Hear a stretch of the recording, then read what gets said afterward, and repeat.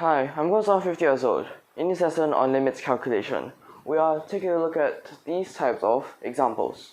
Well, in this type of example, you are given function and the final result, but there are some values that you will have to determine. Like in this case where we have limit x approaches to 0, square root 1 plus sine x plus sine square x minus bracket alpha plus beta sine x divided by sine square x is equal to 3 over 8.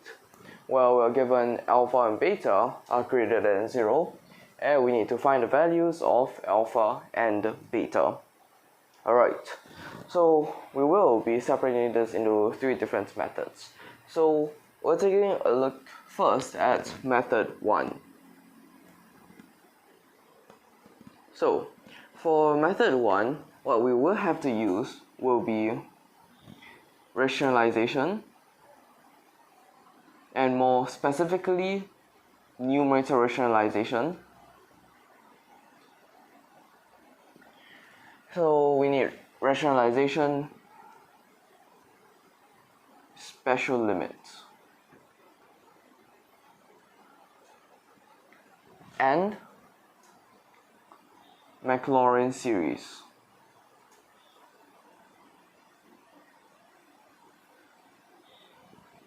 Alright, so these will be the 3 main things we are using in this method. Firstly, let us take a look at how rationalization will work. Starting with limit x approaches to 0. So numerator rationalization, all we have to do is, since we do already see an a minus b form, we just have to multiply by an a plus b on both numerator and denominator. On the numerator, it becomes 1 plus sine x plus sine square x. Then you have to subtract alpha plus beta sine x squared.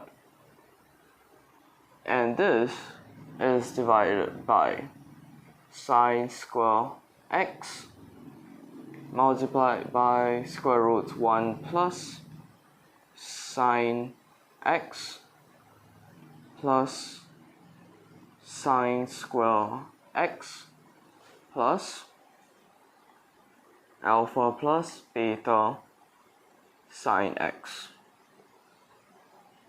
Okay, so this is what we will see. Now in denominator, the other part you could actually directly substitute in the x, since you have 1 plus alpha, and alpha is greater than 0, which does not contribute to the 0 over 0 in this example here. Since the denominator you have a sine square x, 0, and you have an actual answer, something that exists, and that means your numerator would also be 0. Alright, so that's a 0 over 0 form here. Right, so you can directly substitute x into this part and use the special limit on the denominator. So you will have limit x approaches to 0, and you have 1 plus sine x plus sine square x minus alpha plus beta sine x squared divided by 1 plus alpha sine square x divided by x squared multiplied by x squared. So by using a special limit, this sine square x over x squared becomes 1, and so you just have an x squared in the denominator. Right, so the next thing that we can look at will be the Maclaurin series, where you will see limit x approaches to 0. In the numerator, you're going to have 1 plus, so sine x, that will be an x plus x minus, so x minus x cubed over 3 factorial plus x minus x cubed over 3 factorial then squared. So in this first part, what you're going to have is that you can write an extra small o notation where you're going to have all those for x to the power of 5. Alright, so afterwards we can take a look at the second term. And why exactly do we have this small notation? Since Maclaurin's series technically can go on infinitely, but all those terms behind, they're less and less significant. Alright? So here we're going to see minus alpha squared minus 2 alpha beta.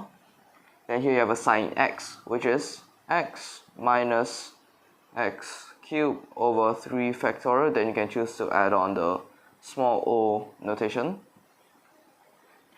Whether you put x to the power 4 here or x to the power 5 here, it doesn't exactly matter.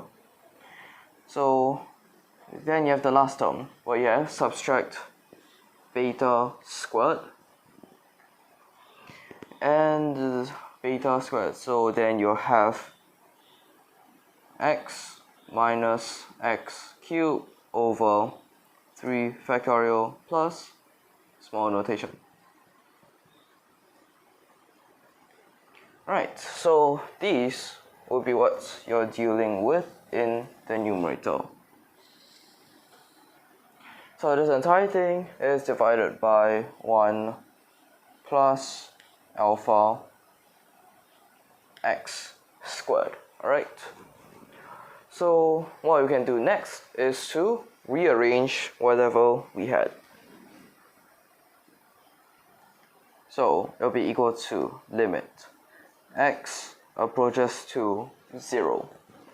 Now we take a look at the constant terms, where you just have 1 minus alpha squared. Alright, so next will be the terms with x. Well, you will see plus x, which is 1, and then you're going to have minus 2 alpha beta, and that's all the x's. Next, you can look at x squared. We're going to have 1, and the only other x squared will be a minus beta squared. And here you have x squared. So of course you can continue to look at what happens to x cubed and all, but you have to realize in your denominator it is only x squared.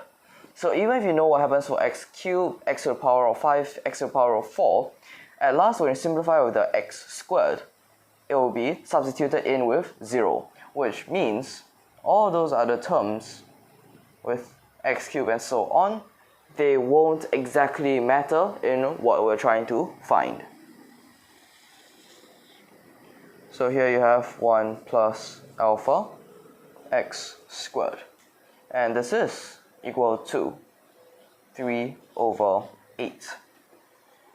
Okay, so at this step, we're going to have to take a look at each of these terms without x, which is a constant, with x and x squared separately. So all those terms without the x squared, which is the constant, and with x, those will have to be 0. Because otherwise, well, you're just going to have infinity. Since if you separate it, you'll realize the 0 in the denominator. Alright, which means 1 minus alpha squared is equal to 0. 1 minus 2 alpha beta is equal to 0. We can determine alpha is equal to 1, since technically alpha can be equal to negative 1, but here we're given alpha and beta are greater than 0, so alpha is equal to 1. And then beta, you just have to substitute it into the second equation to get half. Alright, so you have already gotten alpha and beta at this step, but then you can just check it again. Since these are 0, these, after they substitute it in, it's also 0. So you have 1 minus half squared, which is 1 minus a quarter, which is 3 over 4, divided by 2. So that gives you 3 over 8. Alright, so this is just the first method to solve for alpha and beta in this example. Alright, so I hope that you're clear of this method here so far. It is a rather complicated, but once you know how to use these Maclaurin series, your numerator rationalization, and special limit, it should be rather simple, right?